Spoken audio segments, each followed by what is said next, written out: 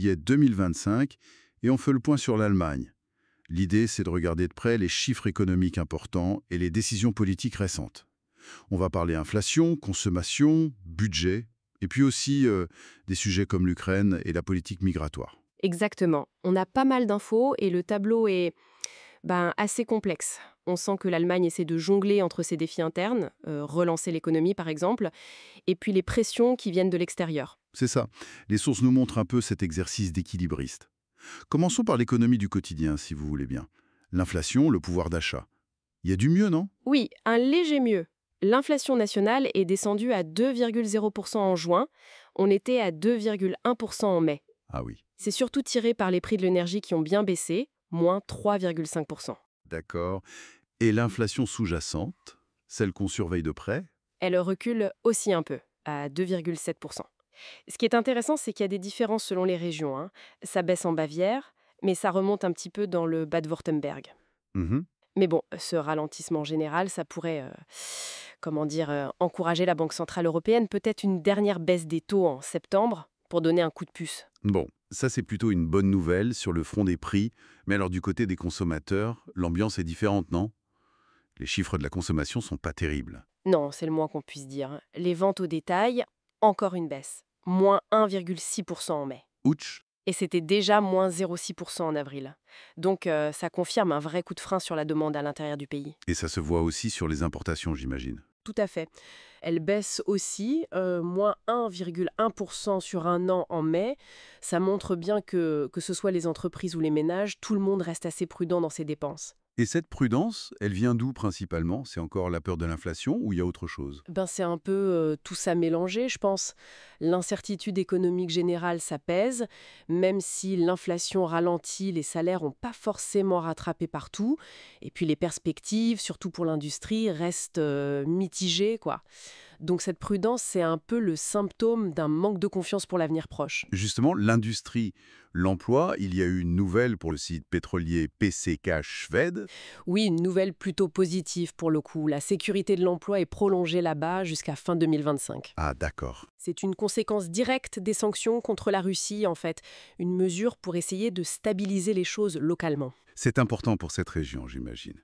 Mais est-ce que ça reflète la situation générale de l'industrie acier? Pas vraiment, non. Ça ne doit pas cacher les tensions ailleurs. D'ailleurs, la Fédération de l'industrie allemande, la BDI, elle reste assez pessimiste. Ah oui. Oui, elle prévoit même une contraction de l'économie pour 2025. Elle pointe du doigt notamment l'impact des surtaxes américaines. Bon, après, il y a quand même quelques signaux un peu plus positifs dans certains secteurs.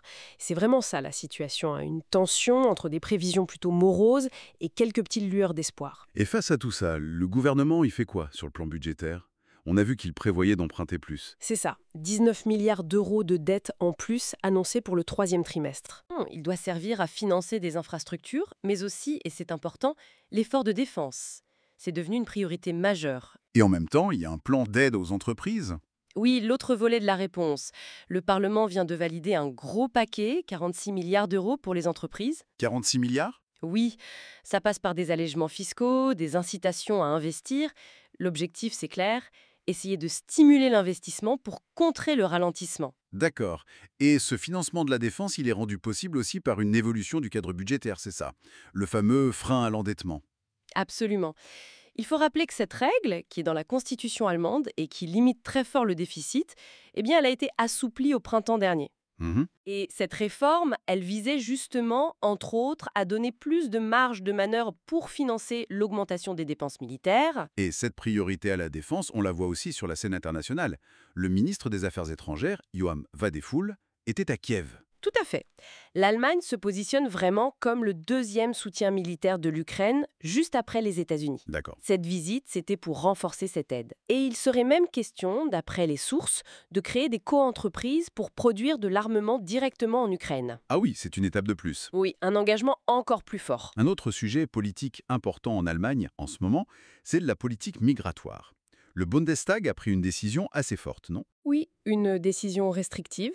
La Chambre basse a voté pour suspendre la réunification familiale pour les personnes qui ont la protection subsidiaire. La protection subsidiaire, c'est quoi exactement? Pour rappel. C'est une protection qu'on accorde quand une personne n'a pas le statut de réfugié au sens strict, mais si elle retourne dans son pays, elle risque de gros problèmes, de traitement humain, la peine de mort, ce genre de choses. Je vois. Et ça concerne beaucoup de monde? Oui, près de 388 000 personnes seraient concernées par cette suspension.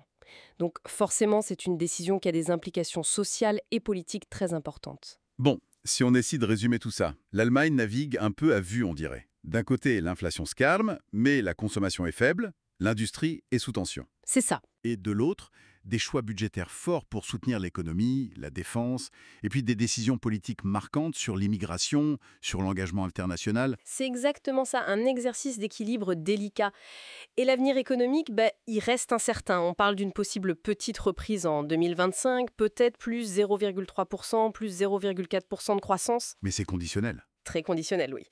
Il faut que les plans de soutien marchent et que la situation internationale ne se dégrade pas plus. Ce qui nous laisse avec une question pour la suite, non?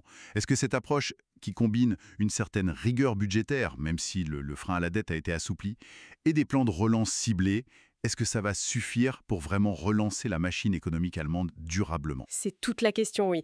La réponse n'est pas évidente aujourd'hui, on verra dans les mois qui viennent.